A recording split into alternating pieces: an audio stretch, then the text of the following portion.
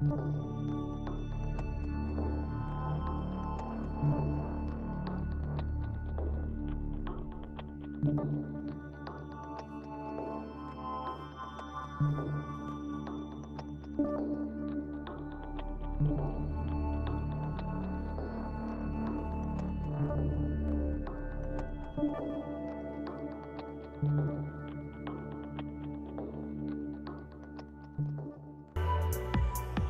right, good evening, good morning, wherever you are tuning in from.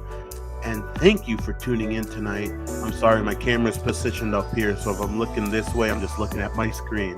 So I'll look up here, it's like sound like I'm talking to everybody, which I am.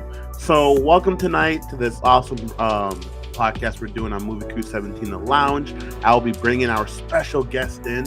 Tonight we'll be talking about some paranormal stuff. Again, thank you for tuning in. It's going to be an awesome night. Just letting everyone know our chat is open. So if you have questions, here we go. We have Kenzie G starting off with woohoo. If you have questions or just want to talk about something that we bring up, the chat is now open. Just ask away. All right, here we go. Let me, of course, introduce my co-host, Lillian. Lillian, how are you doing this evening? Hi, guys. I'm doing good. I'm doing well. I'm glad that the weather's warming up. I know, right? The weather's so much. Hold on, give me a second. Let me turn on that music. There you go. Mackenzie's I know. a critic. She's always judging us for everything. So. Well, she gave a good message at There you go. Yeah, and then she goes down with the criticisms. Yeah, like just hit us with that. Yeah, exactly. Lulling us into a false confidence. So it's gonna be an awesome night. I'm excited. Lillian has introduced this special guest to me, and I'm excited. I love the paranormal, but I would not go out there and do it. I don't know if I would. I'm too scared of it. So I'll see how that works out. But I love watching scary stuff. I mean, that's what happened with the Red Huntress. I stepped out of my comfort zone, hated horror movies, and now I'm filming a horror series. What's the difference? But I won't go into somewhere scary. So I'm like, nope, not me. So I don't know. Maybe that's just me, who I just don't like scary things. How about you, Lillian? I'm the same. Well, here's what I don't. I like concepts of like a scary concept. I don't like jump scares. I'm not jump scares. It's just because I have such an easy startle, and so like I do not like. You don't like jump scares? I don't jump scares. Like, I think one of my scariest movies that I watched was The Nun, and that scared me, and I could not handle it, and it was so scary that they actually took it off from Snapchat in a bunch of ads. Because when they saw the nun's face, people were like getting scared. Like, I would be sitting on Snapchat at like 1 a.m, just going through stories, and next thing you know, this nun ad just pops out, and you're like, "What the fuck?" Like, I'm shitting myself, and I'm like, "Fuck," Yeah. And I'm just scared. But my dumb ass decided to go watch it 3 times with my friends. And I would wake up in the middle of the night sweating, scared, like, oh my gosh, what's happening? What's going on in the corner? Oh gosh, I heard a creak, And then when you got to go take the walk down the hallway to use the bathroom, boom. It's like, what's in the tunnel? What's the shadow? Yeah. So, all right, so enough of us talking about how scared we are, but this person isn't scared of doing this stuff, and he's our special guest tonight. Everyone, I'd like to introduce Larry. Thank you so much. Larry, welcome to the lounge. How are you doing this evening? I'm doing good. Awesome. Good. I know exactly what you're talking about with the whole nun thing. I think right now it's the creepy monkey that's on TikTok. Oh, that's yeah. Like the ad that's cutting in. Everyone's like, Jesus. Yeah. It's like the next shot after the monkey, the girl's jaw like stretches down. I'm not scared. No. I'm not scared of the monkey because of Call of Duty Zombies, and monkey's my best friend. Okay, right. When I'm in a swarm and I need a buckle, I get this monkeys twisted and throw it. Oh yeah. But But it's when the monkey's over your body as you're sleeping doing this. Yeah, That's scary. No, I'm good. Lily, you're gonna say something? No, I just, chiming in like not anything substantial. I always forget the time delay. You know what I mean? Like I'm thinking we're like in a room together, conversationally. We kind of are, but we're in a room virtually. Technically, yeah. So we're all together, Exactly. Yeah. So we're over here, we're vibing, we're jiving. Yeah, just chilling out. Yeah. So everyone, again, the chat box is open. Well, chat box. Well, I would consider chat. Our chat is open. So if you have any questions throughout the night, ask away. It's a great night. If you want to talk about tell us a paranormal experience you have, go ahead and type it away, or a situation if something's in your house. I don't know how we can help you with that, but we can give you advice. Yeah, that's the best we can do. Advice. There you go. That's it. Get some sage. I guess that's it. That's it for me. I was just gonna say that. Or I was sleep. the same thing. Sleep with what's it called? Sleep with your animal. Just have it right there with your pet. They'll protect you. Could always do that. Yes, except for cats. One of the best things that you can do is establish boundaries. If you know something's in your space, be like, listen, I live here. I'm the living. This is my bedroom. You're gonna leave me alone. Yeah. And just establish your boundaries and just be like, listen, if you want the rest of the house while I'm sleeping, the house is yours. Bedroom, this is mine. You stay out. And you'd be surprised how often that works. Well, at the end of the day, when you're dealing with the paranormal, they're still people. You know what I mean? Like, They were people, but also, like I said, don't judge me on I know a little bit about it, but also it can be conjured up. So, like... It can be. It's a very complicated answer. The majority of spirits are people. They're not were people, they are people. They're just dead people, right? Right. But there are instances where we create entities ourselves. And they were never people. They're not demons. We call them a negative energy manifestation. So you ever hear somebody say like, hey, man, you shouldn't bottle those emotions up. That's going to kill you one day. Yeah. Yeah, wasn't there like there's a term for it? I know this isn't the right term, but I don't know why it's popping in my mind. Like culpa. I think that is it. There are a couple different names. Culpa. Yeah. Yeah, and that's not the right. It's something like that. I don't call it that. While Larry's looking that up, I'm going to open up the chat a bit. Paranormal Outdoorsman says, "Hey," with 4 Y's. So, and then Unturned Pages. Hey, Larry and Lillian. Oh, Hi, Jenny. Is here, and we have. Let's see. Either way, voice don't match your lip. I know. It's www.com this. Yeah. But welcome to the chat. Welcome. Yeah, welcome. So yeah, I don't know if it's a culpa or not. I just call them negative entities, negative manifestations, and it's all those emotions you suppress down. They eventually find their way out, and sometimes they'll find their way out through a rage room, sometimes through drinking, and sometimes you manifest this negative thing from you that will then attack you or people around you. Now that's the bad one you don't want. You don't want that one. Just go to therapy, take care of your stuff, go break some stuff in a rage room. You'll feel better.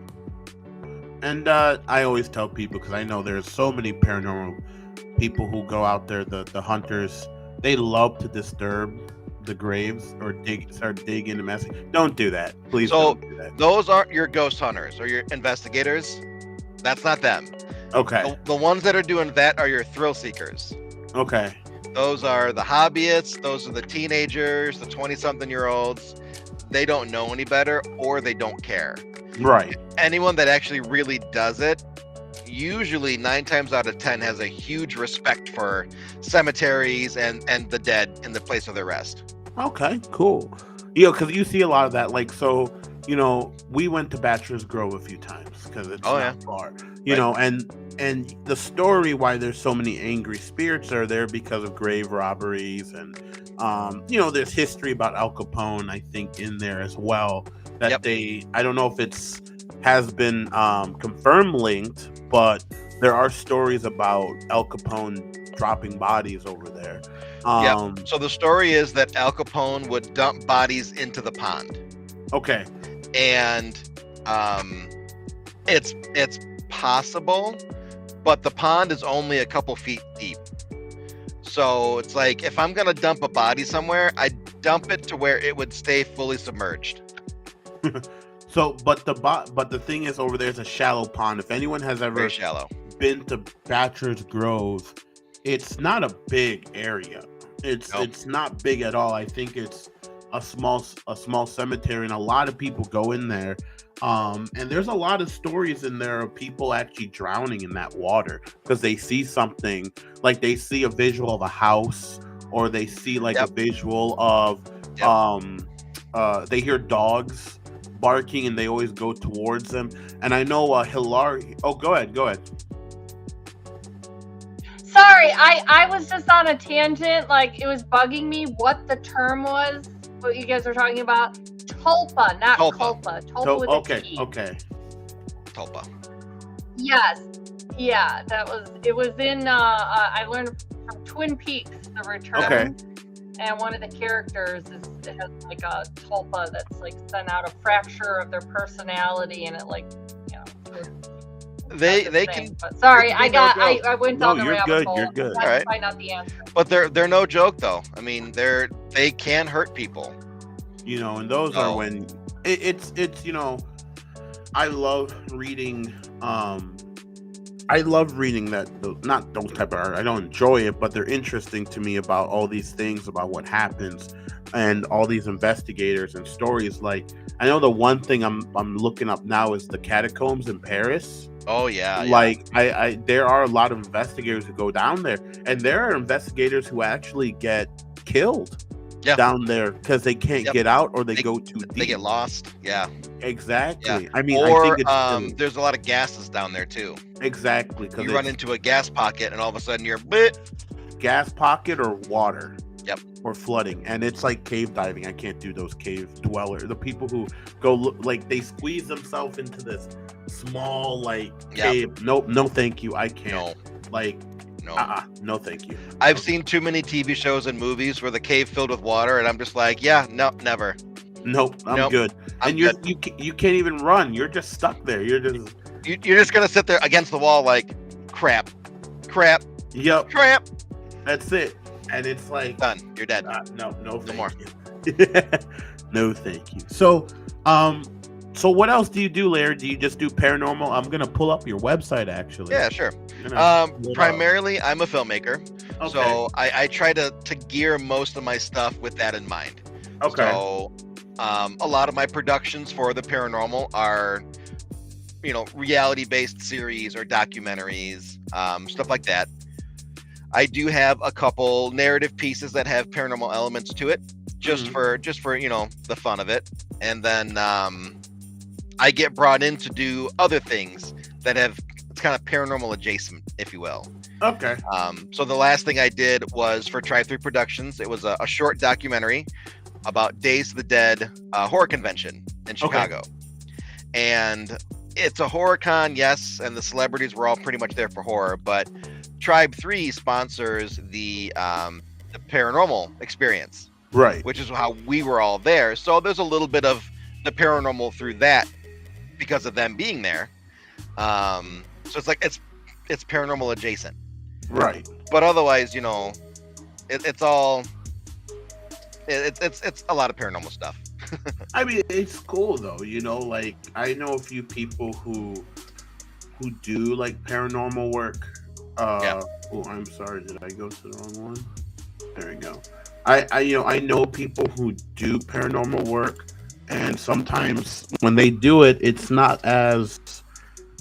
I guess some of them are just trying to get the basic information with the EVT. Is that how? EVPs, is that right? Yeah. EBT. There you go. EBT.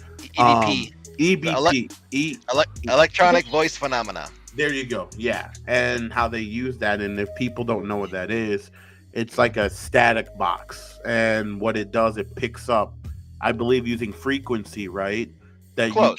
you can hear it using the frequency, like kind of like dead space, like dead traffic through white noise. They can It's close. okay. So an electronic voice phenomenon can be a lot of different things. Most of the time, they're disembodied voices. Okay. And those are ones that you can hear with your ears, or if you have a recorder, you can set the recorder out, and those voices will be in the noise floor of the audio. Oh, So okay. if you Okay. have like a 32-bit float audio recorder, you can really get down there deep and extract those voices. Okay. And then what you're talking about is a spirit box. So Spirit box. There you go. that's like There- the SB7 spirit box. It will scan radio frequencies in either AM or FM, forward or reverse, and variable different speeds. okay. And some people think that the spirits are amplifying the words on the radio to make Okay. sentences. I don't believe that. I think it's the white noise under the radio that they're communicating through. Okay. Because if you listen, sometimes you can get a sentence through 6 or 7 radio stations. Right. Well, it doesn't make sense that it's the radio words causing that. right. It's the white noise. And Okay. some people will put their spirit box in a little Faraday pouch that blocks out all the radio signals, Okay. and then you'll still get stuff. Okay. So That makes sense. So see, I'm you'd not be that good at surprised the that. creepy things you hear through that, though. Well, right, and it's just one of those things where it's like really creepy. I'm gonna see if I can share this tab to everybody. Sure. So this is something you know what? I'm actually going to try pulling it in here. Give me a second, everybody. I think this is pretty cool. So we were filming one time, and I know this is a little like creep. So we were filming out in the woods, Yeah. and I don't think some of my actors knew it, and I didn't know it until While I'm getting saying is sometimes old school cameras can pick things up, Oh yeah. like Polaroids. Polaroids are like notorious for catching those stuff. Old school cameras, but this is probably one of the most scariest things I ever caught on camera when we were out filming at night. Let me pull this up, and it is. Let's see. Can I do this? Oh, we're on the same chat. Let's see. I don't know if I can open up this way. But how long have you been doing directing? Let's go. I'm going to start with that first while I'm trying to open this up. I have been directing since technically 2015. Okay. But those are like the dark ages. We don't count those. Okay. More professionally, 2020. 2020. Okay. That's when our show Expedition Entity took a big turn in terms of quality and direction and stuff like that. So Okay. everything before that was the dark ages. We don't talk about those times. I mean, I don't think anyone wants to talk about those times. So here's the picture right here. I found it. So we were filming, right? And I enhanced the photo. So right here, I don't know if you see the mouse. You see where that red light is in the eye? That's our camera guy, right? Okay. That's the camera. Okay. This is actor one, and this is our other actress. This right here is what we In the caught. middle there. Right Yeah. in the middle. And that was probably the most scariest thing that we caught because we Sure. saw it through our we saw it through the camera, and this is when all of our batteries just died. Like the camera batteries died, our lantern went out shortly afterwards. It was probably the most freakiest thing. And you know, of course, when you're dealing with we weren't looking for anything. You know, we were out filming something else, you know, completely different. And the fact that like that all happened, I know they can mess with your electronic. They use the source from your battery. Yeah, is they'll that drain your true? batteries dead. Nothing. Yeah. Just So it gone. Just like kind that. of creepy. I'm not gonna lie. And lately, even when we film, you hear some voices, depending where you're filming at, that can get picked up by your boom mic. I don't know if you ever experienced that when you're just like, "What is that?" and you can't get rid of it because it's not getting picked up on your. Kenzie, she was there that day. She said the forest was haunted as is. I didn't know if it was haunted or not, but like, I mean, everywhere is almost haunted Yeah. if you kind of sing. And then she said, "LOL." Oh yeah, great. You can find spirits pretty much anywhere. Yeah, it's not hard. They're out and about. They're all over the place.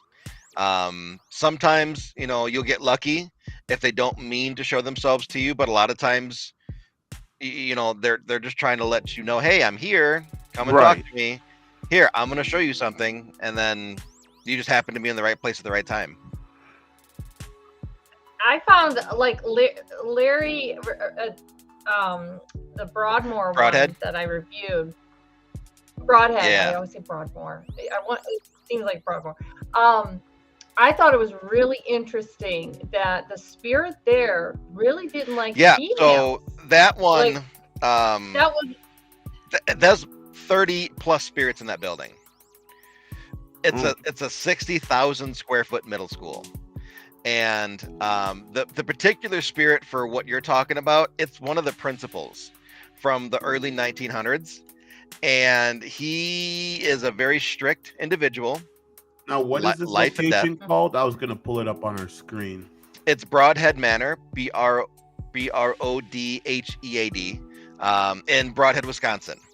And so the principal being super, super strict, Jen, who was the investigator actress we were working with, she's kind of alternative. She has a nose piercing. She has colored hair. Her jeans had rips in it. By today's standards, that's just normal.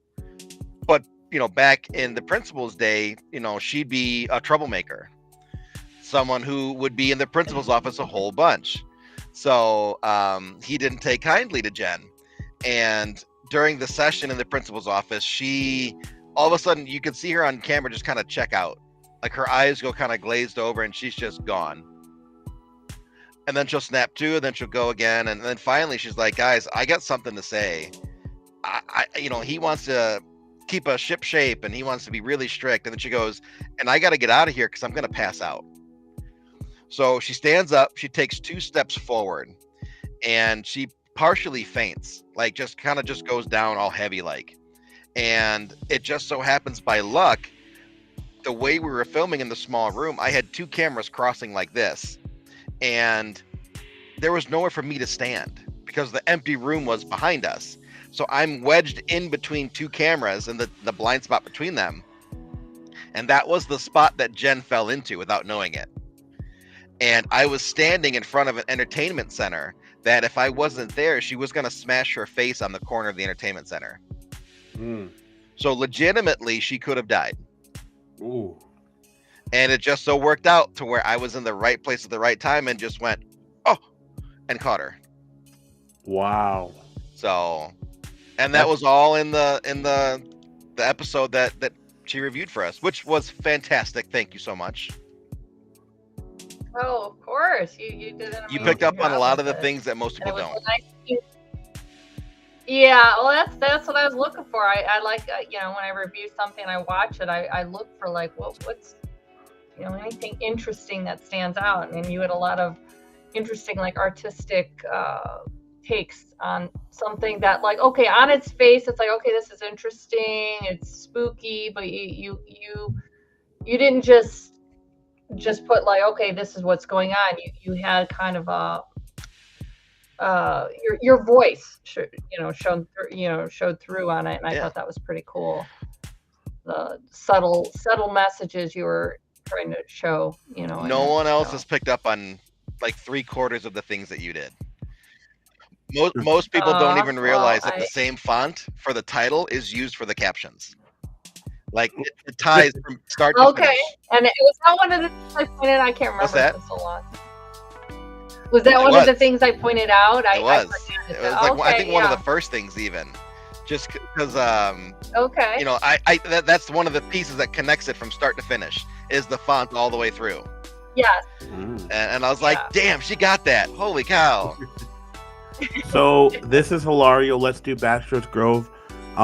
Hilario Rodriguez, he works on set with us. He's one of our makeup guys. Lillian, you know him. I don't know if you met him, Larry, before on set or any set. I don't think so. So Hilario also likes to get into the paranormal stuff. And I remember he told me a story about Bachelor's Grove because he got these thermal like eyes thing for like, I don't know why he has it. I don't know why you have it, Hilario. But it's like those thermal like cameras for like, airsoft or something. And I remember he said he was walking with his wife down Bachelor's Grove. And correct me if I'm wrong, Hilario, you said that you saw on the thermal camera some like no, you didn't see anything on the thermal camera, but somebody walked up to him and literally talked to him and say, "How are you doing?" And he's like, "Oh, I'm doing good." And walked right past, and then he turned around, he's like, "Who was that?" Turned around shortly after, nobody was there. And he put up the thermal, and he is like, "I can't see him on the thermal camera. Where did he go?" He's like, he just disappeared. There's Yeah, and his wife is pretty intuitive too. If I remember, like he was telling us, she's very sensitive to that because like she would there were days when we would be filming somewhere and she's like, "Yeah, something's there," and she would tell him that, and Hilario was like, "Okay, whatever, just let it be." You know what I mean? Just let it be because it's like we don't want to bother it. Don't mess with it. Let it go. Yeah, it's like just let it be. Let it be. But I know sometimes, yes, we literally have him on camera. Oh, that's crazy. That's crazy. And I don't know, paranormal, like, do you watch like paranormal YouTubers? Are you a fan of them? No, you don't watch them? No. I have the unfortunate distinction to where if I watch somebody, they'll start influencing what I do. Okay, that's smart. So I'll be like, "Oh, damn, I liked how they do that. I'm going to use that too." Okay. And then all of a sudden, like, wait a minute, this isn't mine anymore. Yeah, I like that. You want to keep it original. I try to keep it original. And for some stuff that I do watch, I am always on the lookout for like upgrading my skill set. Right. Learning how to do things better and stuff like that. But, usually if I watch something, I'll watch like one episode and that's it. Shoot, maybe I should get the information and be done. Maybe I should do a thing coming up because I know people want to see me do a paranormal investigation with somebody because I hate it. So I don't know. Maybe if we get enough subscribers, I'll think about it. I think you should. I don't know. I don't know. I'll have to see if I'll think about it. I'll let everyone know at the week how much subscriber count is, and if we get to a certain subscriber, fine. We'll take a trip somewhere and there you go. Do something paranormal or like go. I think you should. Oh, I think you gosh. should. No. I think there's a lot of different things that I can make you do that have you scared. Yeah, I'm good. I'm good. Yeah, I'm good. Yeah, no, thank you. I'm good. Nope. It's not like Ghost Adventures. I'm not going to be an Aaron who gets thrown into the room. It's like, all right, stay here for over there. Keith, we're gonna put you in the morgue drawer, and then we're gonna roll it in and close the door on you. No, you have to stay in here for 35 minutes. No, thank you. No, you will have a camera and a microphone on you, just in case. No, if there's any scratching at the ceiling above you, just understand it's not actually there. I'm okay. Come on. I'm okay. I'll probably go to Bachelor's Grove first. I'll probably look at that. We'll start. You got to start small somewhere first. We'll put Lillian in the drawer then. Oh, okay. I agree. No, I'm kidding. Bye. And I'll be watching from the car. Like, all right, guys, I got the door is stuck. It won't open.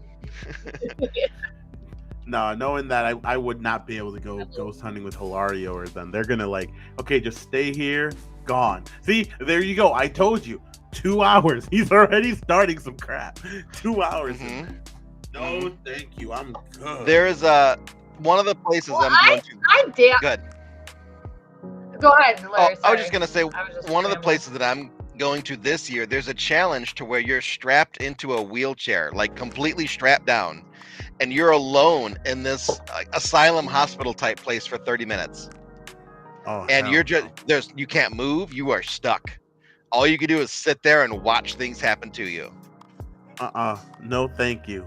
But you're not in a drawer though. Yeah. You're out in the middle of a room. So yeah, but you're dead in the middle of a dark room, strapped down to a wheelchair that can and does roll on its own. Oh, So There's something here, like reality show. What's that? Like that. What's Yeah, I that? think. I used to dabble in all the what I does used to Max live in say? the old Prince Center on Harrison, and I wish I would have videoed what happens in there. Can only Uh, imagine. I heard the Drake Hotel's haunted. It is. So is Is the it? Congress. Oh, the A Congress. lot of those places though, they don't let you dabble too much because they think it's bad for their image. Okay, that makes sense. Well, I fun can see fact: that, did you know I found out that Lincoln Park Zoo is haunted? It is. Lincoln Park Yeah, Zoo is haunted. it's an under because it used to be the burial ground before the Great Chicago Fire, I think, and then there's bodies displaced everywhere. So I'm like, I wonder if that links up to why people get sick sometimes. You know how sometimes like they just say people are just getting sick who went to the zoo. They come home, they are sick to their stomach. Well, I don't know mean, if that's like animal I- stuff, but I don't know how much paranormal it gets involved with that. to be fair, zoos are also giant petri dishes. So Yes. I mean, there's animals and all sorts of animal byproducts and just nastiness all over the place. Yeah. It's touching It's- everything. yeah. The only place where I don't think the Turn out. 5-second rule should count when you drop something. Yeah, no, don't do that. No. Don't do that. Well, So- I mean, any amusement park really. Six Flags? No. No. Yeah. No. So Hilario said he'll go, so maybe we have to do a group trip. Who knows? There you go. We'll do a group trip. Let's see. He also said, I worked in the old Excalibur nightclub, and yes, the basement is haunted. Yeah, I know of a lot of nightclubs that are haunted. I'm surprised nightclubs are haunted. Well, you got Yeah, why would that seems like something like the right. last Everyone's place. having I fun would and partying too and much. okay. you know. Everyone's having fun and partying. You're dead. Would you rather go to a cemetery or go somewhere where everyone's having fun and partying? Okay, that's true. true. That's true. That's true. That is That's Not only true. that, but there is a little bit of a spiritual answer there too. Hmm. It talks about like energy deposits. So when something bad happens, you get a negative energy deposit to where like, you know, it kind of feels dank and heavy. Like you walk in the room, you're like, ooh, this room does not feel good. Clubs are the opposite. They're high energy and they're always like Right. so you get a lot of people's excitement and that kind of energy deposited. So now that you could what's the saying? Like the air was buzzing. There was so much energy in the air. Same thing. So ghosts can be attracted to that. And sometimes you'll have spirits that are attached to people and they just kind of hitchhike around and all of a sudden you go to a club and they're like, well, screw that loser. I'm going to stay here. Yeah. Did you so okay, you have Yeah, I could see that. I could because it's like it's fun, it's getting away from someone's I guess hitchhiking. And it's way better than some crappy apartment.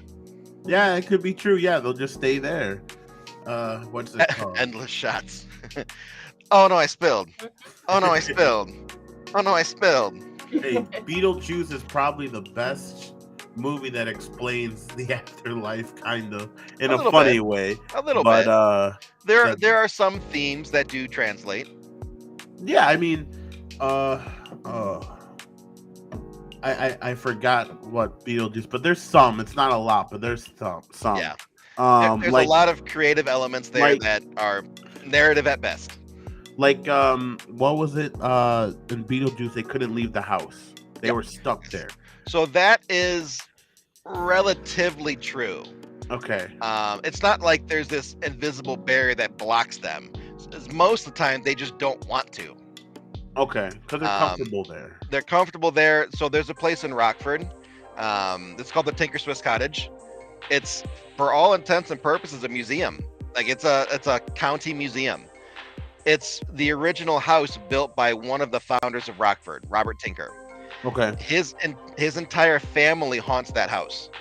Oh. Him, both of his wife's sister, a couple maids, one of the sons, and then two workers or like barn hands are out in the barn, and then there's a bunch of random like orphanage children that are there. Right. and they just stay there. That's their house now. They choose to stay in the house. Have you talked to them? Have you like done Oh, yeah. any you reached out to them and? Yeah, we filmed an episode there for our show. Oh, wow. So, and then Jack Osborne did his show there. Okay. But I'm gonna say we were there first. We were there. Okay, so you got one. I'm gonna say you got one haunted place to go to in the world. In America, I'll start off in America and then in the world. Where you? Oh, I'm sorry. Let's do two. Give me your top 2 haunted places that you haven't been to, that you want to go to in America first. Okay, so my answer used to be Gettysburg, and that's a good one. I got invited out to the Gettysburg Battlefield Bash conference last year, and then I'm a guest for this year as well. So I can now say I've been to Gettysburg and investigated. So after that, I'm gonna have to say, oh geez, I would really, really, really like probably New Orleans would be the next one. New Orleans, okay. Yeah, New Orleans has a very unique cemetery system because of all the groundwater. You can't put a body in the ground. Everything's too wet.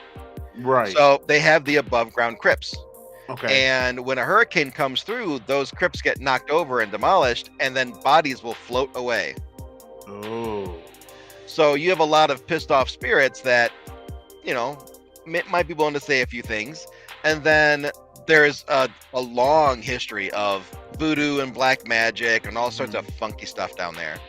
And then just the spiritualist movement by itself was very heavy down there. Right. So it's like an overlapping area or area where a lot of stuff overlaps. Interesting. And just a lot of haunted buildings. Now Gettysburg would be nice. I mean, I love history. Yeah. I love studying. I think for me, I would love to go. Gettysburg seems awesome. I would like to go to Normandy. Normandy would be cool. Normandy would be cool, where they stormed the beach. Yeah. I know. Where else? Normandy. I'm trying to think. Well, no, technically we're outside of the United States, so we're going out. I would like to go see Auschwitz. I would love to go there. You won't be able to investigate it though. They're extremely strict. I don't blame them. I don't blame them. You know, fun fact, actually, what I found out, I think from what resources I found out, that when they filmed the movie Schindler's List, they had the choice to go inside and film it, but they built the entire set right outside of Auschwitz. But they said it was so quiet. It's like an eerie quiet, but you can hear like the screams and everything of what happened there. That's that dank heaviness.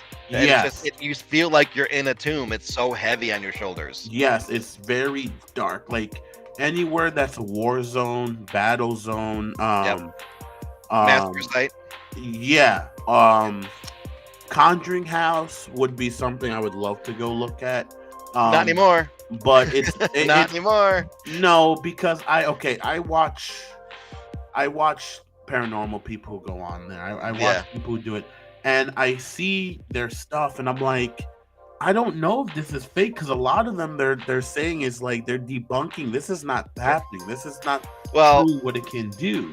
But the Conjuring House is shut down right now. Oh, is it?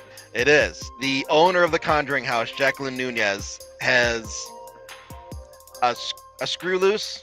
She has some kind of a mental issue and has a whole bunch of like legal issues, and the county has shut the house down and revoked her business license, so they cannot run tours anymore. Wow. So it's a whole deep cesspool of crap. What's the other house? It was the murder.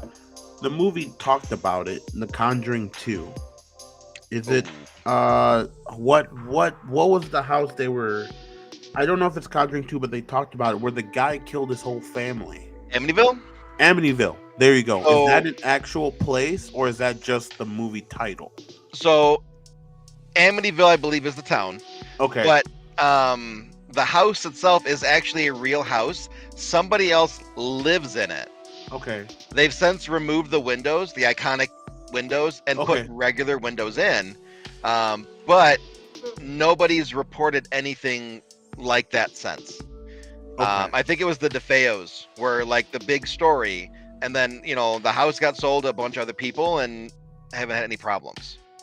Oh, So so the main thought behind Amityville is it's not a human entity. It's something called a thought form.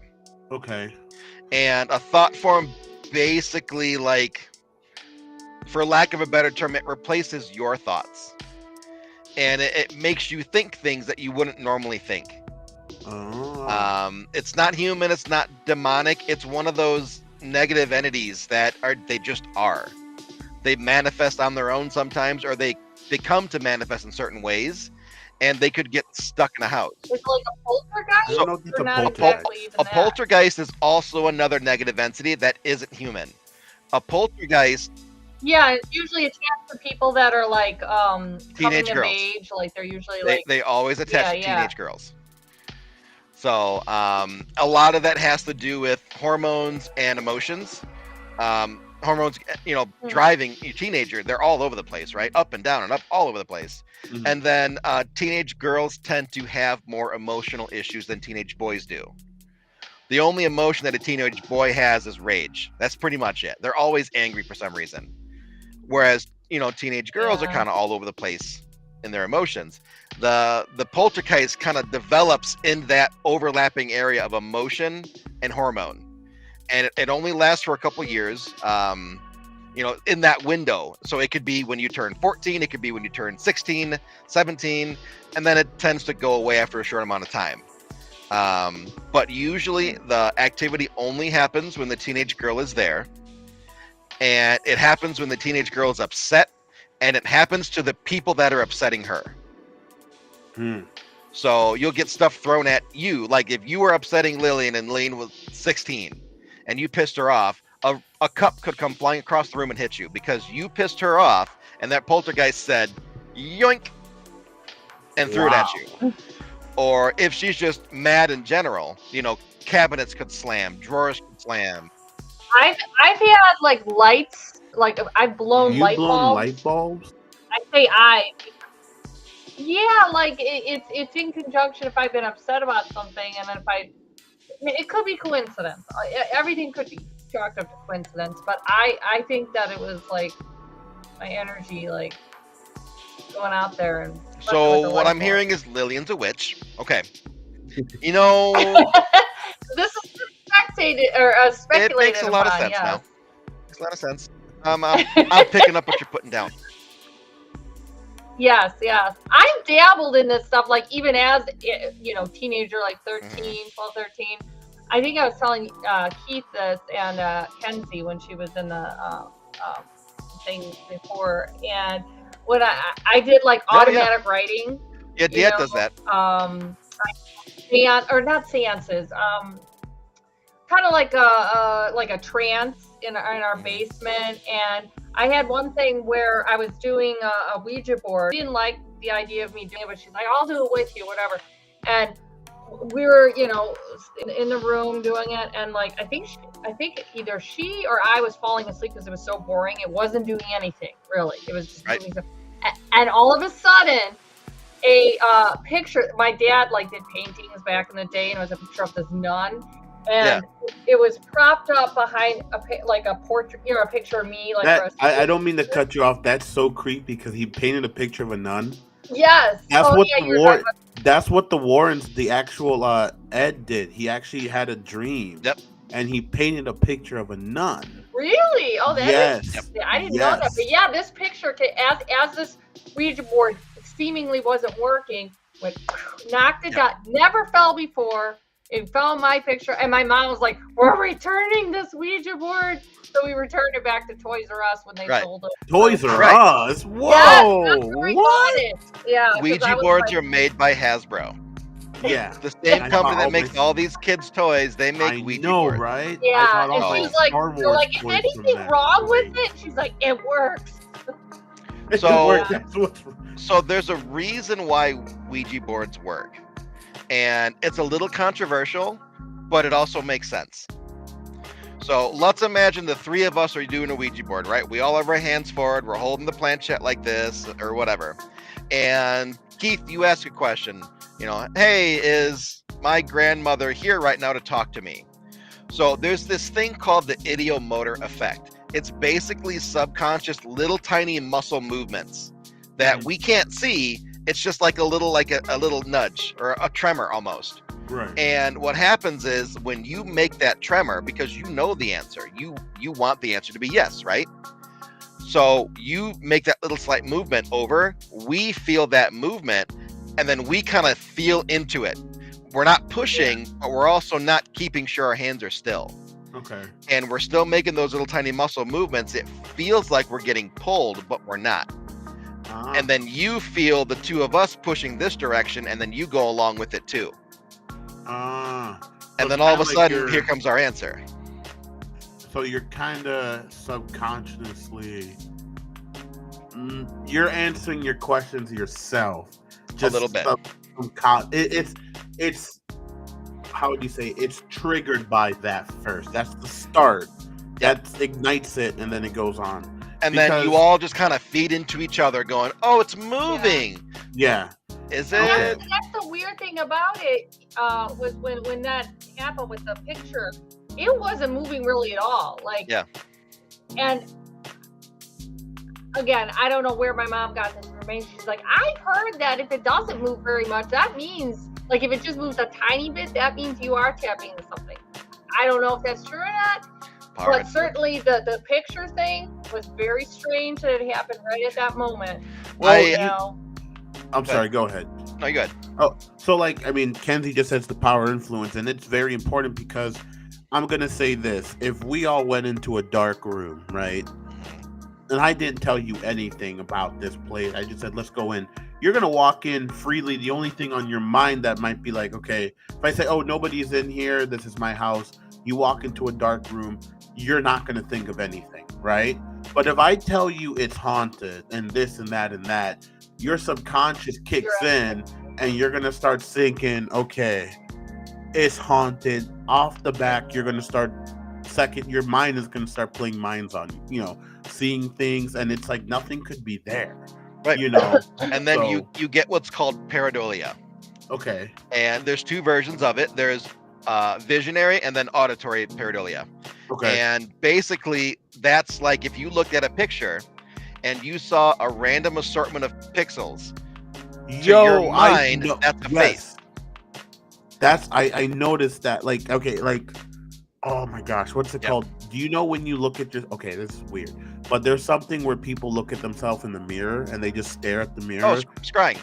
Is that what it is? And scrying. I did that too around the same time I was dabbling with all the other it stuff. Had like where sometimes you look at yourself, like someone just jumps in the mirror, they look at themselves and they see like their face moving. It's not like a complete it like shifts. Yeah, it's like, is that just your eyes just kind of like, I guess it's a big part of it. And for one, I feel like I need a cat right now because I'm feeling a little left out.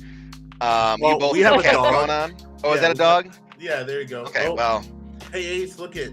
See? I need a pet, damn it. Here, Ace. I'm gonna go upstairs and get my dog and be like, see, I've got one too. Yeah. But he's like, no, leave me alone. I'm lazy. My dog is crazy. Hey, Ace, look at. Hey, you want to be a demon? Come on. It's like, I got the itches. Leave me alone. Hey, look at. I don't know if you can see her eyes go. For 1 second, we did. They used to call my old dog demon dog. Yeah. Because every time you take pictures with it, it gets the red eye, and you never got a picture without it. And they're like, "Yep, this dog is straight." A lot of cameras nowadays get rid of that red eye effect automatically. Like your phones do it automatically. You never have to worry about it. So. Unless they are a demon dog. Unless they were a demon. Might stay. Oh, yep. Look at that. Having the cat makes you the witch. So what about a dog that just likes treats? Just a well-fed, spoiled dog. That's all it is. That's all it is. Oh God. Nothing else to say about that. But having a cat though does fit that witch persona. So. Well, cats are weird. Yeah. I love cats. We should lean into this. Lean into it. We gotta do investigating. Right. We'll Do we have we'll get her a witch hat and we'll be set. to get her witch hat? Okay. I've got the pointy nose. We just need the big floppy hat now. Exactly. Are you gonna find Voldemort for Wait me? a minute, hold on. Weren't you a witch at Days of the Dead? It's like, no, where are you? No, Oh, I he's was gonna like, pull it. no, He's gonna pull it. have a He's gonna picture go with you. do some research. Oh, He's I like, was the Mad hold on, I'm Hatter. hitting you. Well, with you this. were the Mad Hatter. Yes, that was it. Yeah, I wore a witch hat to some other film festival, but that was more of a low key. Let's see if I can find that picture now. Here it is. Yeah. And but where are you? Yes, I was the Mad Hatter. But I If did you have wanna like a top send it hat. into Where the are Long you? lost witch. I have like 175 photos from that event. Where the heck? All right, there you are. long lost witch sister from episode 2. That's who you really are. Yes. See, Yeah, see, that's Oh, a that's Mad Mad Hatter Hatter. hat. it's pretty close. That ain't a witch hat. It's like a starter witch hat. There you go. Oh, So, Yes, so yes, there you what go. what class are you in? Hufflepuff, Ravenclaw?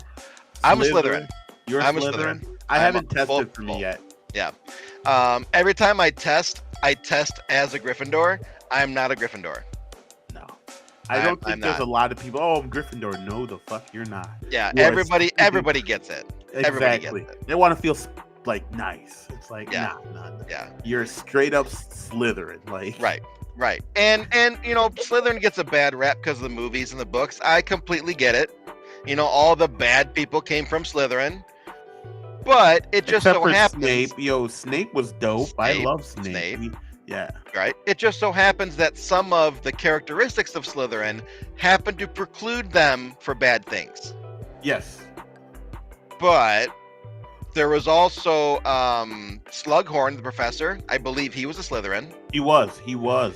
So I and he think- wasn't horrible. He had favorites for his students, and that was kind of crappy. But Yeah.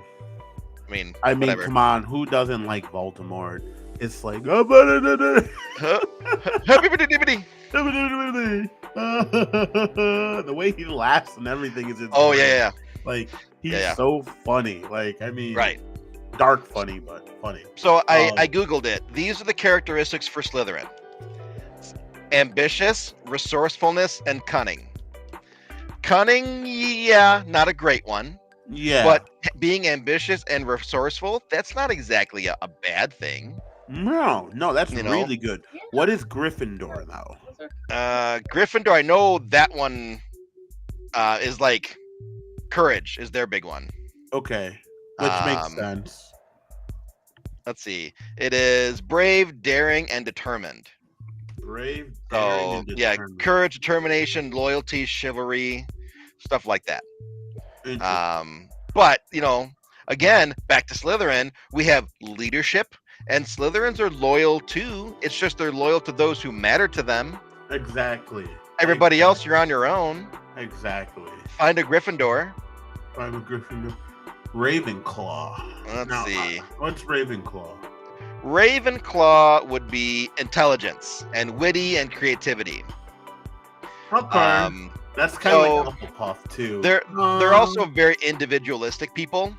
So the ones that tend to stand alone and they're perfectly fine with that would be Ravenclaws. okay. And then your Hufflepuffs, which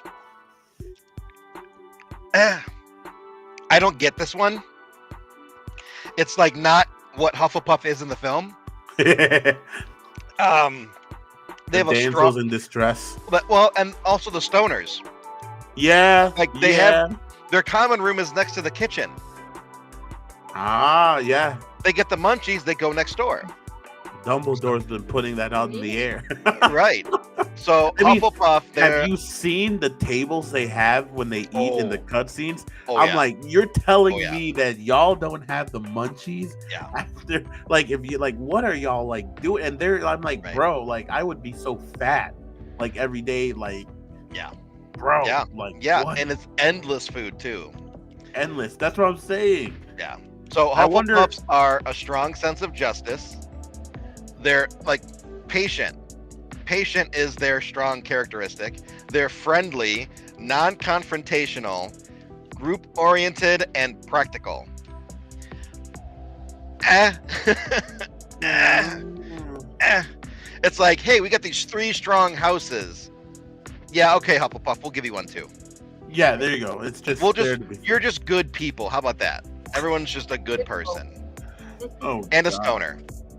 Well, I mean, if you think about it, Draco was really determined. You know, he was very cunning. He was loyal with the two, with Crabbe and Goyle. Crabbe and Goyle. And then I think Dean was the one that came later. Dean, the black guy? Black guy. Yeah. Okay. I don't remember if he was black in the books, but he was in the film. Yeah. But that was also because I believe Goyle got into trouble selling drugs on set or offset, and he got arrested and couldn't be in the films. Oh. So they had to move one of the other Slytherins in to replace him.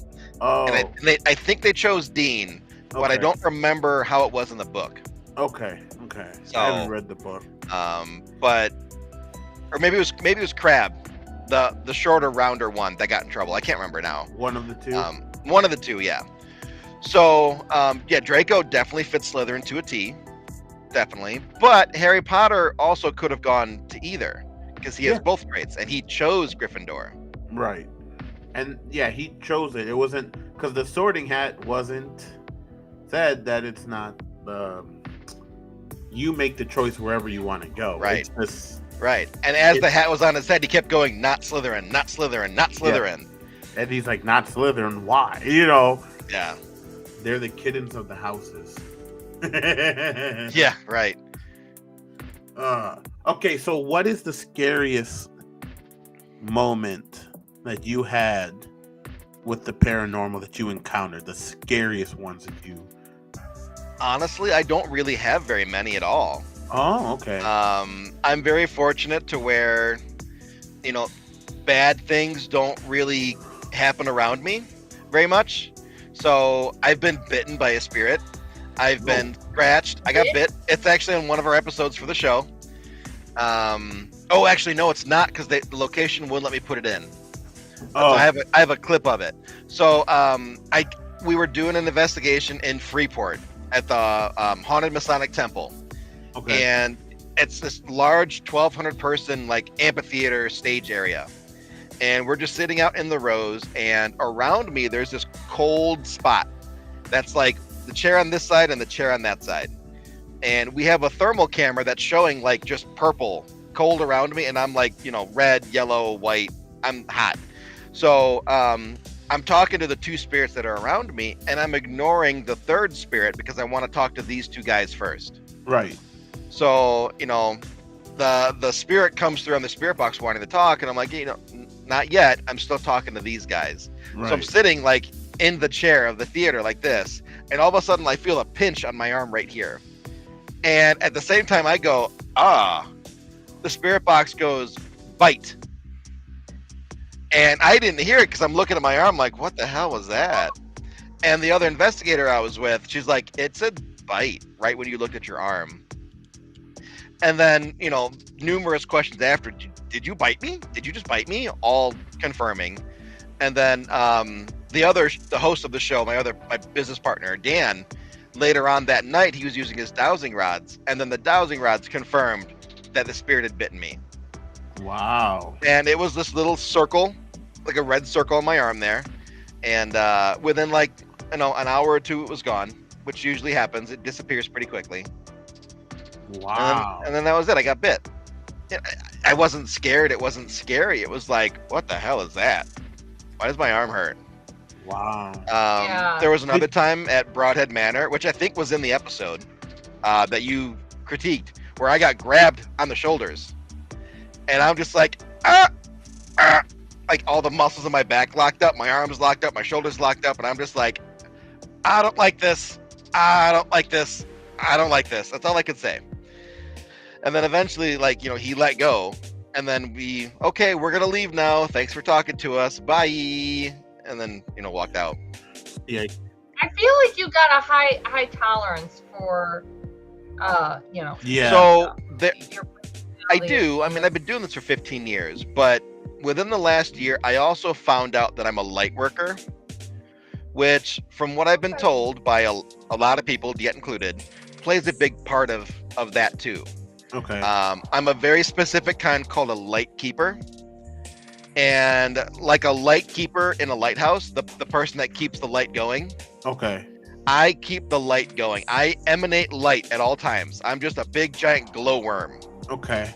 And people will be like, I don't know what it is about you. I just like being around you. You feel good. Like that light is constantly coming out of me. So on investigations, I still have that light going. Right. And things that are not so great, they don't like to go near me.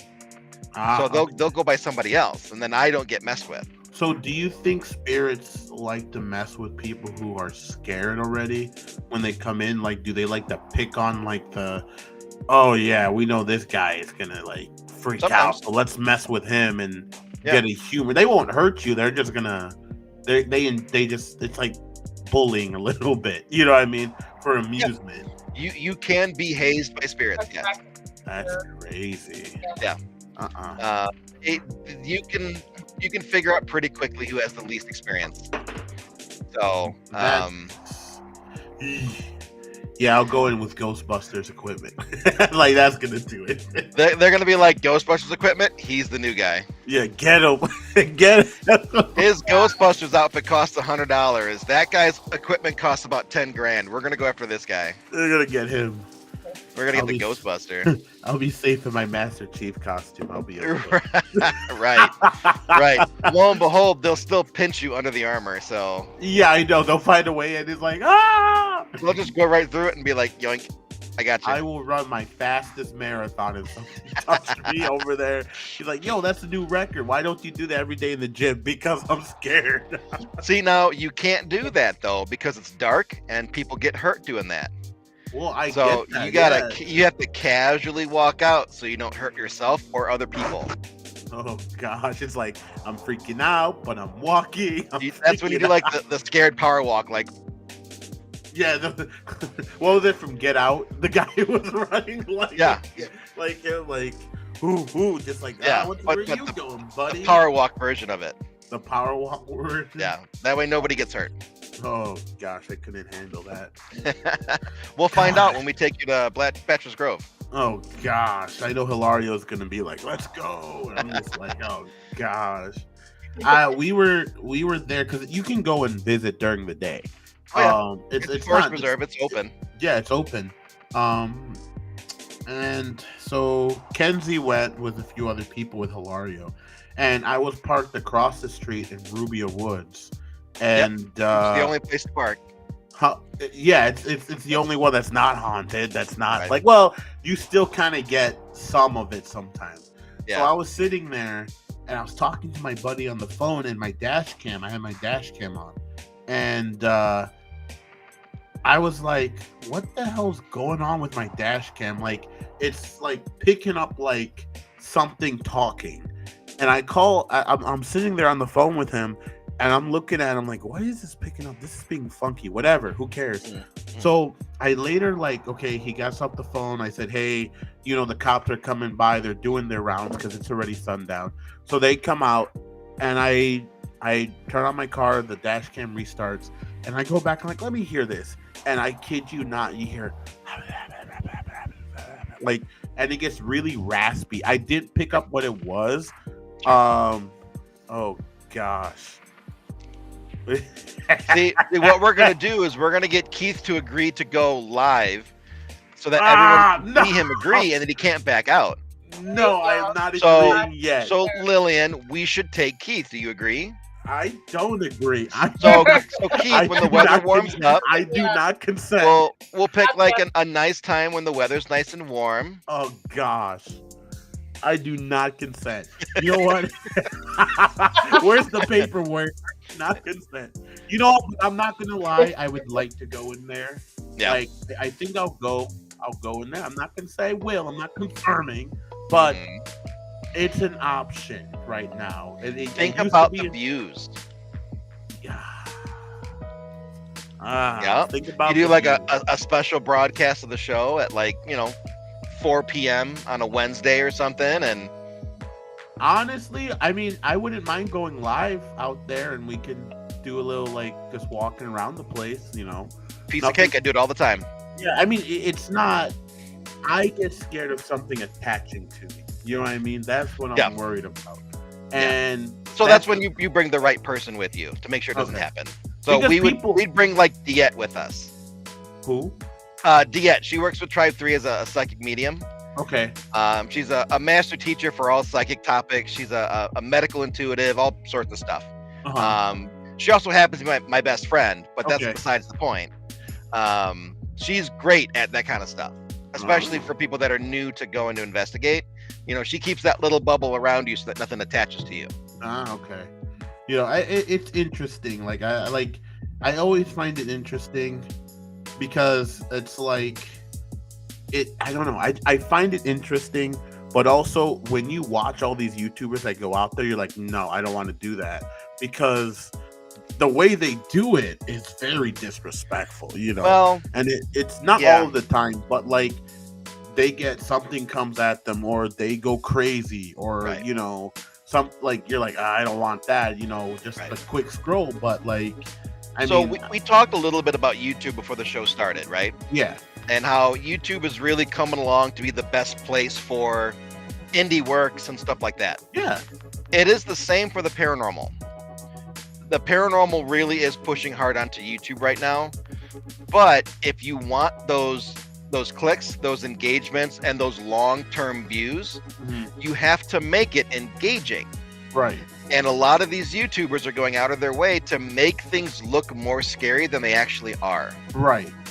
And I think, but also it misleads these people who go in there 100%. now and they start doing stupid things and now something happens to them.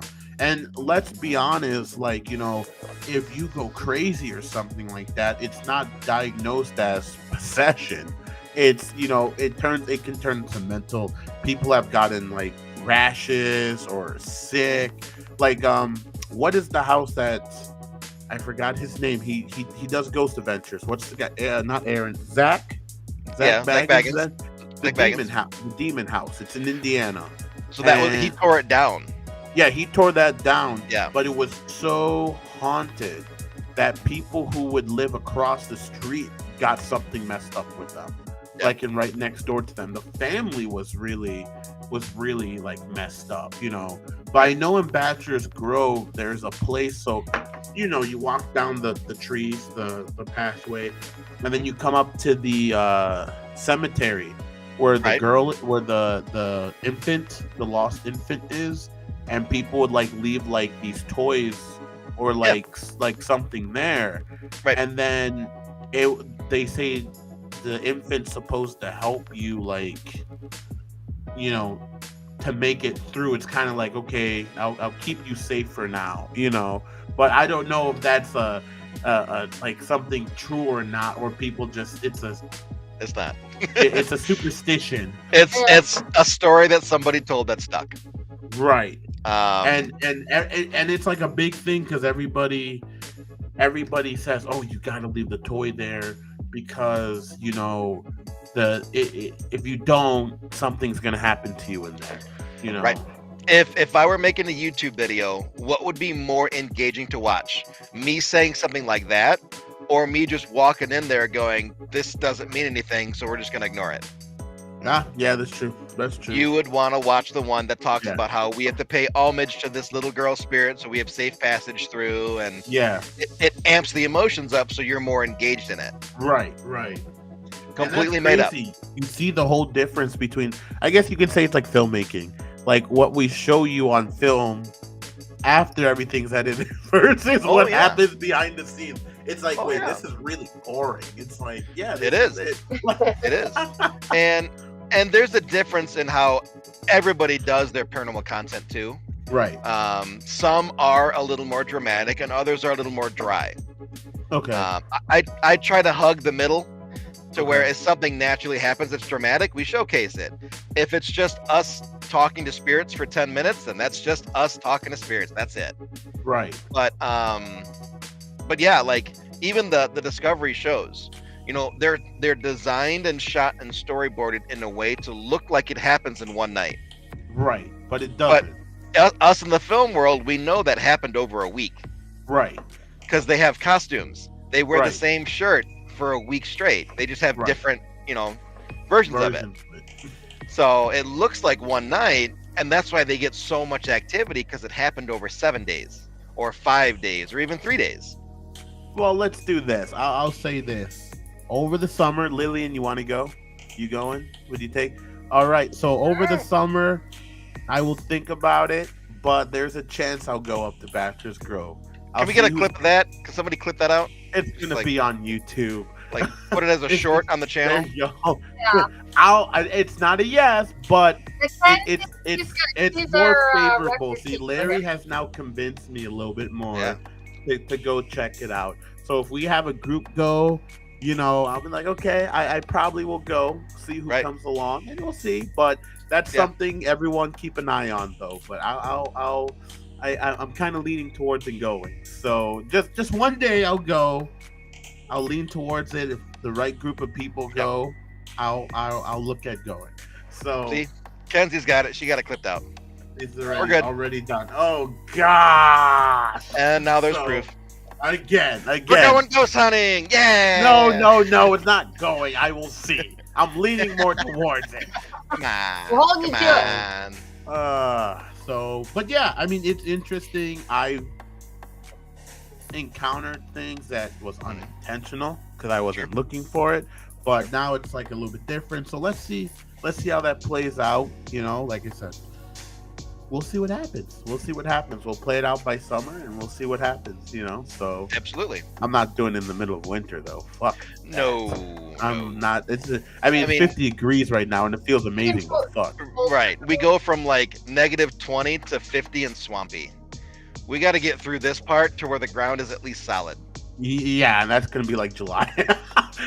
I don't know. It About depends. May. May. Yeah. Yeah. It depends. Because I know a lot of people go up there on Halloween, and it's like, Yeah, that's the worst time to go. because The police are all over there. Oh my gosh, they are. Because you're not. Yeah. What did Kenzie say? So, She said, "Who knows? We might hear dogs again." Oh gosh. Well, Good. I mean, you can hear. I forgot what's right next across. There's Rubio Woods, and Right. there's something adjacent there. I don't Bachelor's know, but Grove? no, it's Bachelor's Grove, Rubio Woods, and there's another one, like right before you hit 143rd. I forgot, but there's like three different like forest preserve names in it. Well, there's Carlton Springs Woods. I think that one is also haunted. They heard you can hear things on there too. Okay. That's also haunted. So Hmm. who knows? Who knows? Who knows? So Who knows? The cool thing about this Bachelor's Grove that we're talking about is it also used to be the old turnpike, yes, Midlothian Turnpike. So there Yes. were houses that were on that road. Yeah. Well, And my you gotta buddy. think, like, if I haunted a house and the house deteriorated away, I'm still here. Yeah. So now you could have ghosts just walking the woods. Like, where the hell did my house go? Well, some people say that they seen ghosts when you go down 143rd. Mm. When you get to that crossbar, where you go over the viaduct. Yeah. When you go over there, they see people in old like 1800s dress walking just up and down at the I wouldn't middle of doubt the it. night. I wouldn't doubt it at all. Chicago has so many walking ghost stories. I wouldn't doubt it at all. It's a big city, but also it's like I think that Chicago fire is what a lot like the displacement came in from. That's where Sure. everything and I think that's why Chicago has it, because you don't hear it really anywhere else besides like Well, maybe. maybe. You've got that, but you also have spirits that had nothing to do with the fire, like Resurrection Mary. Oh my god. She's a hitchhiking spirit, but she's oh, just I remember a that whole separate thing. Now, maybe do you want to? I mean, okay. So for people who don't know what Resurrection Mary was, okay, I don't remember fully. Larry, do you remember? I know she was going to a school event or something, and she was hit by a car. There's a lot of different twists. Sometimes it's prom, sometimes it's another type of dance or something like that. Right. And she was going down Archer Avenue, which I don't know, maybe 100 years ago, Archer Avenue was an okay street to walk on. Right. Not anymore. No, no. With construction and when you get up to the expressway, people gun it all the time there. But they say if you see her, she'll come up and stand out there and hitchhike. And if you're picking up people and hitchhiking, well, you shouldn't be, because there's a very dangerous potential that something can happen to you. Right. But and her story goes back like to the 1930s. So, we're talking, a good almost 100 years ago now. Yeah. And she was going to the Willowbrook Ballroom, which used to be known as the O. Henry Ballroom. Okay. And the legend goes that she got into an argument with her boyfriend and she stormed out. And then when she left, she was walking down Archer Avenue, and basically it was a hit and run driver. Okay. Hit her, and the driver fled. And when she was found, they buried her in Resurrection Cemetery. Okay. And for some reason, now she walks and hitchhikes and gets dropped off at the cemetery and then disappears going inside. And they say if you let her get in your car, you get into a car crash. Is that true? No. A lot of people, like cab drivers and stuff like that, will literally drop her off thinking she's a person. Wow. And then when they go to look back and be like, okay, this is how much it costs, she's gone. Wow. So they pull up to the cemetery and they're like, why the fuck are we here? Stiffed on the tip. They got stiffed, right. Got stiffed on the tip. I always thought, now, I think, I don't know if that's more creepy, or if a clown was in the middle of the highway when it came out and they would be walking. Have you seen? Oh, yeah. I remember that when it came out, not the original movie, right. but the remake, when there were clowns who would just wait on the highway in like a forest area and they would just come out. And no. I don't know if I'll be more scared of something paranormal or a clown running at me. But there's one video of this dude with all his buddies. It's a funny video, but he came out and he had a baseball bat. And he's like, bro, where you going? He's like, I'm gonna beat this motherfucking ass. He's blocking my way. But I don't know. Clowns scare me. Kenzie's comment here. Let's see, the latest one? The last one there. This one? Yeah. The bars were bent, but her handprints were burned into the bars. So there weren't any fingerprints, but there was a handprint. And in the 70s, apparently a truck hit the fence and they pulled the bars down. And they've always said, oh, there's no evidence of a ghost. Well, it's because you blame it on the truck. But, supposedly it's her handprints that melted the bars, and you can still see the prints in them. So is that the rust? I know they're saying something about rust. It doesn't rust. What's wrought iron? So wait, which one? So where's this part? The entrance of the gate of the cemetery? It's the fence that goes along the front of it there. Okay. It used to be a wrought iron. I'm sure it is now still too. But in this particular section, there were bars that were bent and burned, and handprints were burned into the bars. Oh. And in the late 70s, I believe it was like 79 or something like that. 75. Some kind of a truck hit it, and they had to replace the bars. Right. And now they're like, oh, there's no evidence of a ghost. So. Oh, okay. They're hiding. It's like kind of like where those bars went, I don't know. I don't know if somebody kept them or if they just got tossed out. Well, I mean, if you keep them, like, the spirit, like, kind of can latch on to that, and like, it's like good. It's like the Warrens' house. Now, have you ever visited the Warrens? Not the Warrens' house, but like Zach Bagans' museum. Have you ever wanted to? I've been to Vegas 3 times, and all 3 times I tried to get tickets, they were always sold out. Wow, it's that busy. I haven't been to Vegas for a long time now. Wow. But if I were to go again, which I probably will in the next couple of years, then I would go. I'd definitely go. But places like that have rules, though.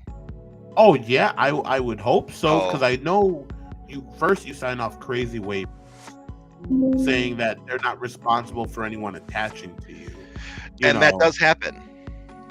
Wow. So it does happen. I know of a person that challenged one of the items in there and did what you're not supposed to do. And shortly afterwards, they had 3 strokes. Wow. I don't care if you believe it or not, just follow the rules. It's a museum. You'll be out of there in an hour. Just listen. It's not worth the risk. So they don't like bother you if you don't bother them. Like, even though they're like how would you say it? I guess you can say they leave it open for a reason. It's like okay to see it, but don't you feel like those spirits would probably get angry if people are going in and out of the museum, or they just kind of like, is there like something behind it? Because they tell you the rules: don't do this, don't do that, and don't do this. The vast majority is don't touch. Okay. And a lot of the items that if you were to touch them and whatever is trapped in the item could transfer over to you, those are usually in some kind of a protective case. So you cannot touch them. Okay. Others, they'll have special rules. Like one of the dolls, it's that you can't look it in the eyes. Don't look the doll in the eyes. So that particular one, that could be one that really messes you up because it can get you across the room. So it's like, do I risk it? Nah, I just won't look at that doll. It's fine. Whatever. That's right. Okay. But most of the other things, as long as you don't touch it, you're okay. Now, here's a question too. Like, challenge. Is challenging more so in your thoughts challenging, or is it saying it out loud? Do they I don't know if they can read your thoughts. I've heard they can, and I've also heard regular spirits can too. Okay. So I've had spirits respond on a spirit box halfway through my question with the answer, and I'm just like, well, you have to wait for me to say the full question, please. And then I say the full question, and then they give the same answer again. Ooh. So do they have some kind of a mind reading? Potentially, they might. Ooh. They really might. Ooh. I don't think I can handle. There's so many curiosity killed the cat, Oh yeah. And when you go into those museums, it's like if you're too curious or you're questioning, it's just better off not to walk in there. It's like, you know what, I'm good. If you're not like for you, it's like you're used to this stuff, For someone who's not used to it, it's easier to walk into a history museum with or Gettysburg or something, walk there and be like, okay, cool, it's whatever, versus walking into a place that's strictly okay, these things are bad. It's not anything good. If you had to do a talk with one spirit that's in that's known for something like the Annabelle doll or something like that, right? Which one would you like to do a I forgot what session it's called. You cover, you have headphones? Yes. Which one would you do one with? It doesn't have to be that, but I don't have one. You don't have one? There isn't anything where I'd just be like, oh, I want to talk to that. No. Okay. And Estes is my main method. That's how I communicate with spirits the most. So that's usually what you'll see me doing is Estes. Right. And just this last weekend, I was at the old Baraboo Inn in Baraboo, Wisconsin. While I've been there, I've had Al Capone come through and speak through me. I've had brothel workers. I've had other gangsters. I've had everything from just a random janitor to one of the most infamous mobsters in the world. Wow. Aren't you worried though that they might be mocking them? Because I know they do that too. I know that's why they say always in situations people are like, oh, that's my family member. I know them, but they don't know them because there's secret questions or something event that you did bring up that's personal between you and that person that can determine whether they're legit or not. Because I know a lot of them Yep. can say, "Oh yeah, I'm this person." I'm Yeah. here. Yeah. Yeah, that definitely happens. And if you go back to assuming that spirits can read your mind before you even ask the question, then having those targeted questions that only grandma would know doesn't Right. really work, does it? That's true. That's true. So you're kind of So you screwed. just go into every situation just being like, "Oh, okay, is this grandma? Yeah, okay, it is. Cool. Well, let's talk a little bit. Was Right. that actually grandma? I'm not 100% certain, Right. but it's nice that it could have been." Right. You just got to play it off. So you wouldn't 100% say like, yeah, this was this person. Like you can't. Yeah, For those you can't people out 100%. there who are, who are watching this, who are like, yeah, I want to try ghost hunting. Would you? I just like don't. That's what he said. Don't believe that, because I know some people are like, oh, I got on the spirit box and they said it was my someone's loved one, and they were crying, and someone was like, oh, I can come with you back home and Right. stuff like that. And it is like, I guess you can say don't listen to that. Like, don't trust. I wouldn't say don't listen, but always be skeptical. Okay. Don't put 100% faith in what you're listening to, because you can't see it. You don't know what you're actually talking to. Right. So, when doing this kind of stuff, it's always important to have a psychic or a medium that you actually really trust. Right. That isn't going to play things up. They're not going to lie. They're not going to embellish. Like, they're going to tell it to you straight. Right.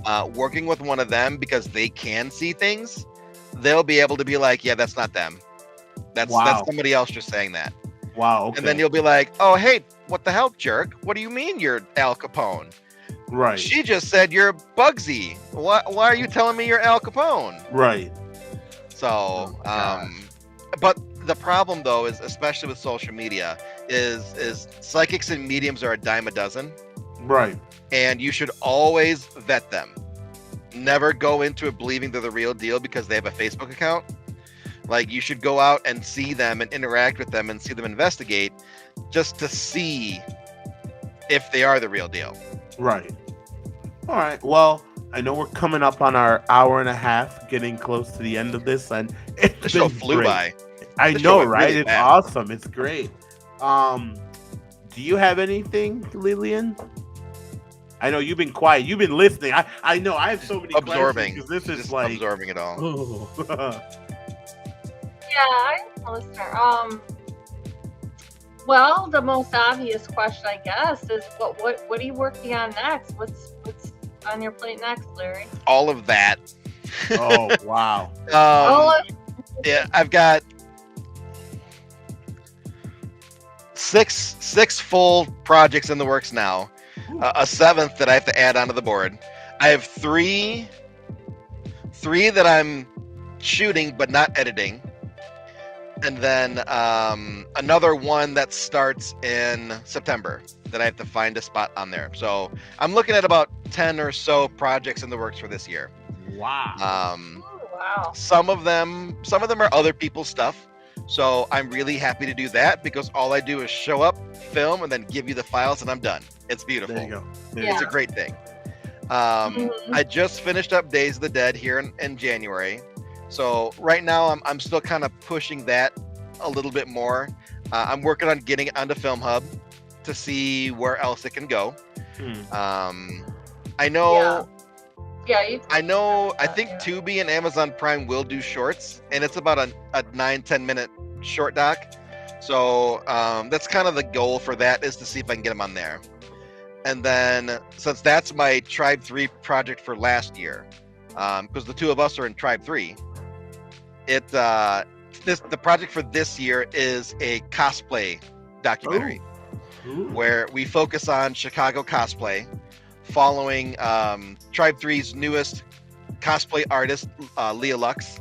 Okay. And she's gonna basically, work on a costume and then kind of debut it at one of the events, and we're gonna film it. Nice. So, and then all the events I go to at Tribe 3, there's gonna be a lot of B-roll, a lot of people in costume, a lot of interviews and stuff like that. And we're just gonna talk about what cosplay is and why it's special to you, and all the things that someone new in the industry for cosplay might want to know from a veteran. Right. That's kind of the focus right now. And then that's kind of like a year-long project. Even Days of the Dead in November, I'm still doing interviews there for the cosplay project. So that's like a 10-month project. In between that, I have 3 or 4 paranormal documentaries, reality-based episodes, for all different locations with different casts and different vibes and feels. I have to finalize it tomorrow with a meeting, but the organizer pretty much already announced it on my live stream the other day. But I'm going to Ireland to film a tour. Oh. A paranormal tour of the Irish countryside.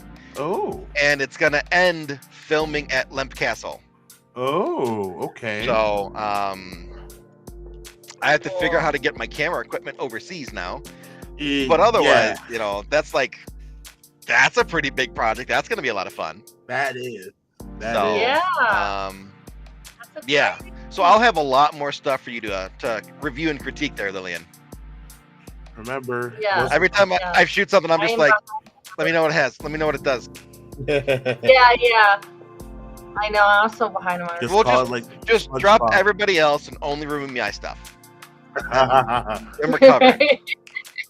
I'll keep you busy. Don't worry. I got a lot of stuff. Now he has to do paranormal investigation on. I can't say his name from SpongeBob. Jaegerman Jenster. You watch SpongeBob? Oh, yeah. He was number. Yeah. Yeah, what the heck was that name? Jaegerman. Oh my gosh. Mac also Schmitty Werben Jaegerman Jensen. Schmitty Werben and that. Okay. Schmitty Werben Jaegerman Jensen. Jaeger, just something to do. Alcohol. Schmitty Jaeger. Say that 10 times fast, huh? There you go. I put it in the private chat. Okay, it's Schmitty Werben Jaegerman Jensen. Yeah. Oh my god. Yeah. Yeah. Max said careful because some customs aren't allowing film equipment over a specific amount. Yeah, so that requires a press pass. Okay. So, I have a few to the process. And then she followed with, I'm ashamed of all of you. Okay, listen. Here, we got there. Okay, listen. We got there, okay? It's a long last name, okay? All right. But we knew he was number 1. Okay. Yeah. And it's not exactly like a real last name either. They just made it up. I mean, what if that was someone's real last name? I mean, it probably is in like Finland or something. But like in courts, you can change your name and you can change it to that, and then you'll be like a walking icon. Honestly, I wouldn't be surprised if somebody did. Yeah. So I wouldn't be surprised at all. I wouldn't either. So would you, with Google, would you so for everyone who's tuning in, is there anything like, anything you would like to say for everyone, like maybe in ghost hunting, like for those who are trying to get into it, kind of like, what is like a quick, you can either do warning or like, like something like to tell them, because I know people have asked me and I told them about the podcast. They're like, well, where do I start? And I'm like, okay, well, I'll ask that question for everyone on behalf of them. So I'll leave that to you. Okay. I will full screen. I will impart 3 rules. Rule number 1 is never go alone, because not even from a spiritual side, accidents happen. And if you fall and break your leg, you're now stuck with a broken leg. And you could have no reception. You could shatter your phone. And if you're alone, nobody knows where you're at. Yeah. So always go in pairs or more. Number 2, if it's your very, very, very first time, go to a public event where an experienced investigator is there with you.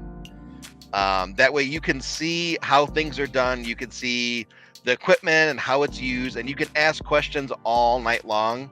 And those people they're going to help you. So even if it's like a team where they're like, hey, we're thinking of checking the cemetery out tonight. Hey, I'm interested in ghost hunting. Can I tag along? Something like that, or go to one of these locations where they're having a conference or an event and get a ticket and then become a part of the event that way until you're comfortable enough to try it yourself. And then the third one is always go in with just a general level of respect. And that's also like a respect for yourself. You want to come in with confidence. You want to have an understanding of your boundaries and your space, and the ability to be like, this is my space. You can talk to me, but you have to be on the other side of my bubble. So, and then you want to respect the spirits too, because if you're respectful, it's going to go a lot better for you, and your conversations are going to yield a lot better results. If you start getting crappy with them and you get aggressive and you start challenging them and swearing at them and stuff like that, either they're going to leave and they're going to ignore you and you wasted all that time and money, or they're going to react negatively towards you and scratch you and throw stuff at you, and it's not going to be a good time. So those are my 3. And there you have it. So don't piss anyone off, because it's just like pissing off a person in real life. You're gonna get this right fist right across. Right. Well, like think about it. Like Keith, if you and I were fighting right now, like I'd feel pretty comfortable because I can see you. I can hit you. Right. What if you were invisible? Right. How am I gonna fight you? Yeah, it's gonna be like you can duck and dodge and weave and do the 3 Ds of dodgeball around me, and I'm never gonna be able to hit you. If you can dodge a ghost, you can dodge. If you can dodge a ghost, you can dodge a dodgeball. Duck, dip, dive, and duck, dip, dive. There's a 4th one. I think it was dodge, right? I think it was. No, it was. Oh, dodge, duck, dip, dive, and dodge. Yeah, there you go. It was like a weird. The dodge was twice. Right. Yeah. Twice. Dodge, duck, dip, dive, and dodge. And then you get hit by a car. And then you get hit by the car. A Lucky Shamrock sign that comes down and flies his wheelchair. He's like, great. So yeah, if you can dodge a ghost, you can dodge a dodgeball. Yeah, there you go. So yeah, everyone, thanks for tuning in this evening. It was great. Thank you, Larry, for joining on. And maybe we might see him soon in the summer. I might do a video. At Bachelor's Grove. I might do a video. I might. He's got a busy schedule though coming up. I know, but we'll be talking. We'll be keeping in contact about that, because I think if I decide to go with it, a lot of people are going to people will watch it. They'll watch it. So we'll see. I think so too. I think so. I'll do one. I'll probably just do one, and that's it. And you'll probably see me scared shitless. So clip it, cut it. Right there. I might, as everyone said, I might. So if you try clipping different things and putting it together, it's like, what, a Red Huntress appearance? Oh gosh, we are not bringing that into there. We actually were thinking about filming a scene at Bachelor's Grove for the Red Huntress, but we're like, nah, no, I'm good. Does she live around here? Who? The Red Huntress. Does she live around here? Yeah, Sammy. Yeah. She lives in. Well, I don't want to say where she lives out there, but like a distance. Yeah, a distance away, but not far. Like an hour. Like an hour or so. Oh no, about 3 hours. Oh, 3. Okay. 3, 4 hours. That's a little bit further than I'm gonna. Yeah. That's a far distance for Bachelor's Grove. It is, but who knows? She went in there with them too. Oh yeah, that's far. Yeah. Yeah. But she went in with Mac that day. Hilario, Sammy, they all went. That was her first time going in. They walked in. That's when I was across the street. So she's visited, and that's when they heard the dogs. But some of them heard it, and other ones didn't. So sure. But yeah, so we'll keep in. Me and Larry will keep talking, and we'll see what everyone's reaction is. And put in the comments if you want to see me go. Okay. And I'll think if we get enough people to say, come on, do it, and I'll probably have to do it. But we'll see how that goes. So put in the comments if you want to see us do a video with some of the Red Hunters cast and Larry and some of his people to go take a trip to Bachelor's Grove. I think we can have a good time. Oh gosh, here we go with Hilario. Oh my gosh, he's like, all right, Hilario's gonna do a seal reveal in that pond because he always wants a location that he bought all his Navy SEAL equipment. Oh gosh, so I want to see it. Oh, That's me. yeah. I was That's wondering. not fair. Like, you don't count. Listen, Come on. This vote doesn't count on this that's one. his tulpa. He No. sent it out. Tulpa. So, Come all on. right, everyone. Thanks for tuning in. It's a great night. It was awesome. Again, put in the comments if you like to see us go out to Bachelor's Grove. That's right. And yeah, put in the comments and keep updating. That's two with now. us. That's two. That's two. You don't count either, Kenzie. Okay. Non-related people only. Oh man. So, all right, everyone. Again, don't forget, you guys can tune in and watch the Red Huntress. It is on YouTube. Just type in the Red Huntress and you'll find it. We also have new perks that are coming out for episode 3. Again, Amelia's Vision. This is our newest perk that we're having that you can donate. Well, you get it, and then the money goes into, of course, the production. But this is something really cool that everyone can do. There's only 20 spots available, so get on it. You can go to our PayPal, and I'll put that into the description. I think I can do that here. Nope, I can't. I'm sorry. So if you can't go to our PayPal, or if I don't put in the description, or if I forget or you can't find it, make sure you go to our Facebook page, which is the Red Huntress series. You can go on there and check that out. But other than that, thank you, Larry, for tuning in. As always, thank you, Lillian. And we will see everyone next week. So, all right, we'll see everyone. Goodbye.